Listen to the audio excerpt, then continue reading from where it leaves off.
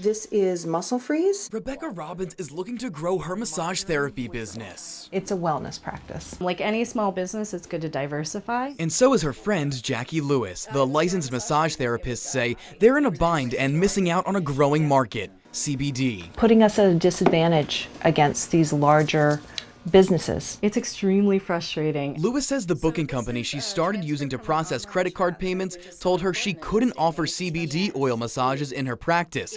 She had a credit card payment withheld About $150. until she took any mention of CBD off her website and sent the company a statement. That I would not use CBD in my treatments at all. Some big stores like Bed Bath & Beyond have CBD products listed on their websites. I just went inside and bought one myself, getting a glowing review from somebody that works there. Other stores like Walgreens and CVS are soon going to be selling CBD in 1,500 stores across the country, including here in Vermont. It's been a big challenge for every one of our clients selling a product online. Will Reed runs Cannaplanners, a creative design and web agency for cannabis companies. He says this is a banking issue. CBD is still considered a high-risk product like gambling, and everyday banks don't want to roll the dice on it just yet. Bigger chains, he says, have it easier. While the product itself falls into the high-risk category, the company itself is not. I just think the banks are being overly cautious, and it's really hindering CBD businesses all across the country. Last year's Farm Bill took hemp off of the Controlled Substances Act, but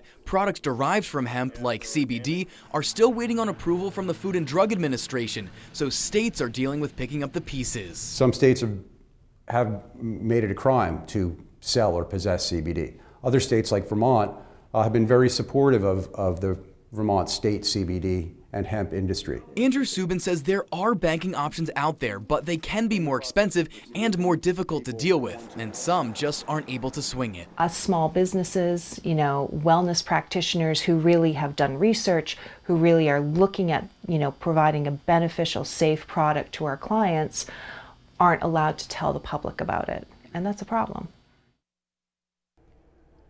And we reached out to the booking company that Robbins and Lewis use for their businesses. They didn't get back to me in time for this story, but in a message to Lewis said not being able to sell CBD was not specified in the contract that she signed, but that the bank isn't allowing the sale of such items. Now, Lewis has decided to stop using that company and says she doesn't see herself going back. At the live desk, Tom Garris, NBC5 News.